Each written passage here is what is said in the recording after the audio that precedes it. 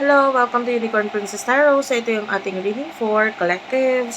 Collective to, wala tayong specific zodiac sign ng importante. Yung reading, kung makarelate ka, makaresonate ka, maaaring ang reading na ito para sa'yo. By the way, don't forget na mag-comment dun sa baba, i-hit yung like, subscribe button. Tapos, meron tayong iba pang channel ha. Earth Sign Philippines, Water Sign Philippines, Fire Sign Philippines, Air Sign Philippines. Please do check it out. Virgo Philippines, Libra Philippines, ayan yung iba pa nating channel. Madam PTV. And, yeah. Please do subscribe na rin yung, sa Facebook namin, Madam P. Pwede ka nga palang magpabook ng reading ngayon. Open ako saglit. Limited lang yung ma-accept. And, Bandang Sibol, isearch mo na lang yan sa Facebook. Paki-follow mo rin ako dyan. Thank you. Let's start. This is for collectors. Kung ayaw mo ng way ko ng pag-read, pwede ka namang mag-next video. Wait lang. For collectives, please. Pwede mo lang yung mga messages na mag-resonate sa'yo, ha? Let's start. Kunin muna natin yung main energy mo. Three of Hearts is here. Followed by the Four of Hearts. Five of Diamonds at the bottom of the deck.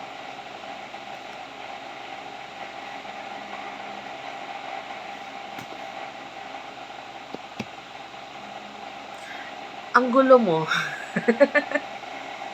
Yung energy mo, parang gusto mo makipag-reconcile or bumalik doon sa past. Pero part of you is ayaw ko na. Parang ganun. Gusto ko na ng growth. And pwedeng may problem ka rin financially ngayon, kaya parang ayaw mo mag-focus dito sa love na to. Gusto ko mag-focus sa problema ko regarding sa pera, etc. Pero part of you is parang hinihila ka pa rin pabalik sa nakaraan na parang gusto ko ba to? Ayaw ko ba to? I don't know if you're an air sign. Kasi air signs are like that. Ganito yung energy ng air sign. They are very flighty. Para silang may mga pakpak. O, mamaya-maya nandito, mamaya-maya ito na naman decision nila, gusto nila, mamaya-maya ito na. That's your energy. Or if kung hindi ka naman air sign, maybe you do have a lot of air sign in your chart. Yeah. Anyway, person na connect mo, main energy niya.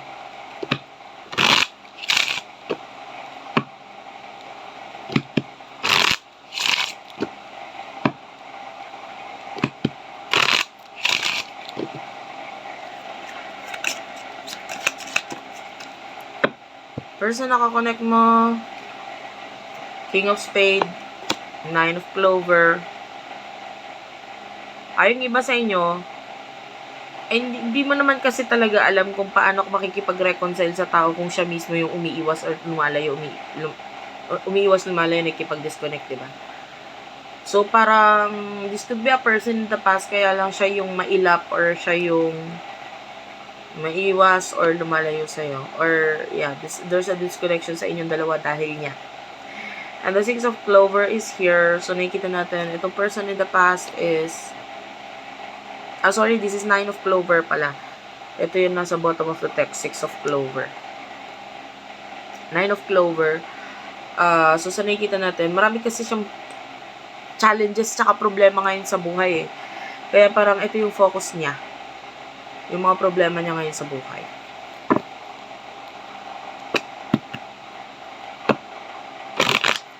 Ano bang emosyon niyo sa inyong dalawa ni person na to?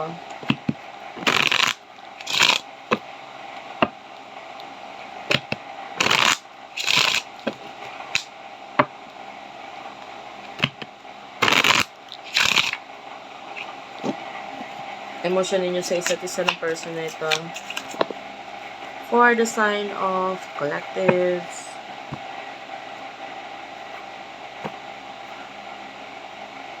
Bigla ako napagod sa energy mo. It's either may sakit ka or parang feeling mo magkakasakit ka or maybe you're on your period, pagod. Or kakagaling mo lang sa work, ganyan, papahinga. Bigla ako napagod sa energy mo.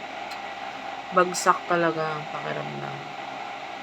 I mean, I think you should do an egg cleansing Magaling yun. Maganda yung egg cleansing para ma-cleanse mo yung energy mo.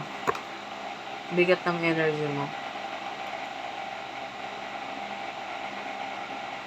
I mean, yun yung trabaho naman talaga namin. Mga nagagawa na ganito, spiritual healers or tarot readers, yung mga nagbibigay ng guidance. One of our job is yung kunin yung energy mo, palitan nyo ng energy, ng mas maayos na energy. And then, of course, we have to heal ourselves. So, after nito, I need to do,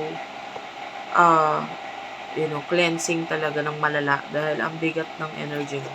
And also, you have to do cleansing na rin sa sarili mo. Maganda yan.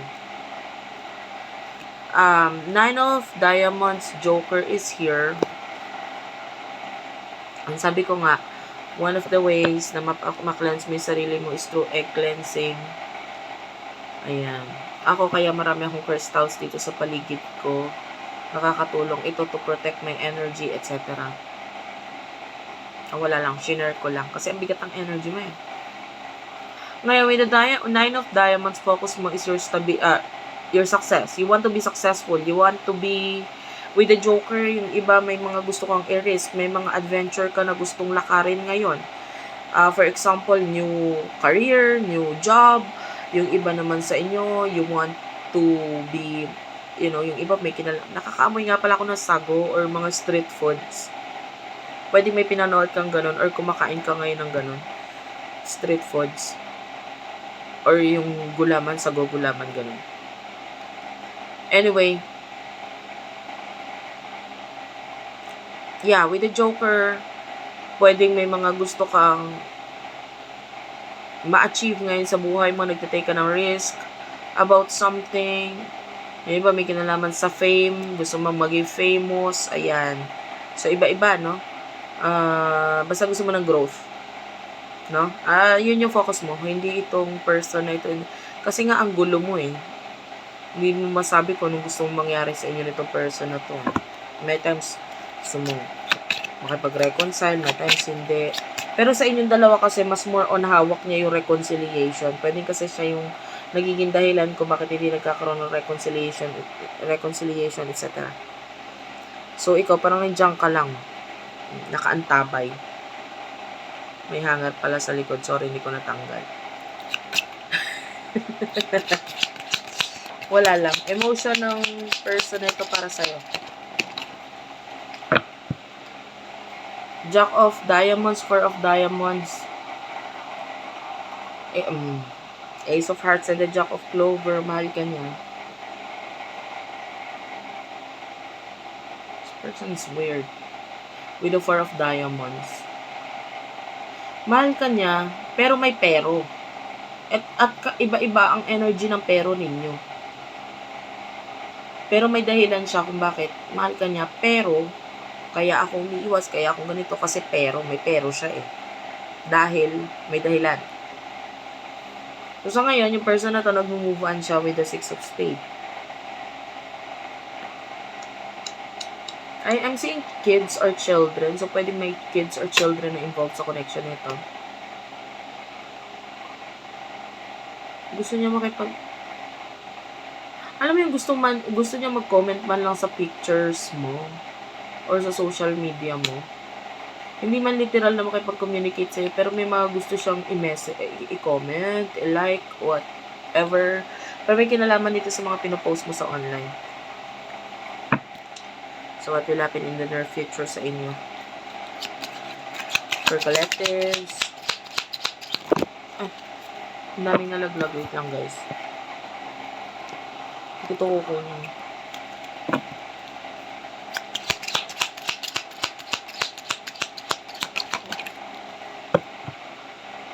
Five of Hearts, the Ten of Clover, and the Nine of Spades. Unfortunately, nakita tayo ng problem dito sa connection na ito.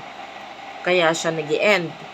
And malungkot ito for you, para din sa kanya, malungkot din ito. Kasi yung decision ninyo pareho, kasi ngayon parang undecided ka pa eh. Hindi mo alam, gato ganyan. Pero mas nakikita natin yung decision is mas napupunta dun sa 10 of Diamonds, which is an ending sa connection with the number 10. Alam mo yun, ending number yan eh. And with the 8 of Clover, I feel like may mga family na involved dito na nagiging dahilan para yun yung maging desisyon. And with the 7 of Spade, parang nandun yung pagpaparaya or mas pinipili na lang kung ano yung mas makakabuti sa lahat at sa connection na ito. So, yeah, I can see this connection at ending ng relationship or ng connection ninyo. The good thing about this is with the Ace of Diamonds, nakita tayo ng mga new adventures, new beginning, pagdating sa money para sa'yo. With the 5 of Clover, medyo may mga challenges at saka hirap na pagdadaanan dito. Pero, part yun ng buhay, guys. May mga challenges talaga at,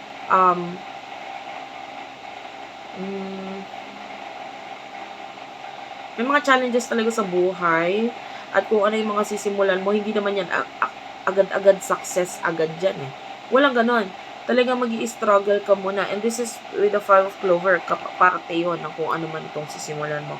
Pero at the end, meron naman tayo dito 9 of Hearts. So this is success for you. Actually, 9 of Hearts yung nakikita ko dito, pero iba yung card na nagpapakita sa akin. So I will read that. Nakita ko ng trophy doon eh. So ito, nakikita natin, there's a trophy, there's a success, pero may mga challenges. And with the 6 of Diamonds, nakikita naman natin yung tulong ng ibang tao or ng mga taong nakapaligid sa iyo para ma-achieve mo itong success na ito. So, huwag kang panghinaan ng loob sa kung ano man yung mga challenges na dadating sa kung ano man itong sisimulan mo. So, thank you for watching, guys. I love you all. Please do like and subscribe. Please do hit the notification bell. Again, yung Facebook page namin, Madam Tiha. Diyan ka pwedeng mag-inquire ng personal reading. Na available siya ngayon. Pero, limited lang. Kasi hindi ako makapag-commit eh. At least 10. Ayan. And, basta mag-inquire na lang po kayo doon. Kung may available slot pa tayo. And, Unipree, that's our TikTok shop if you want to avail yung products namin. And, yeah, that's it. Thank you for watching, guys. I love you all, and bye-bye.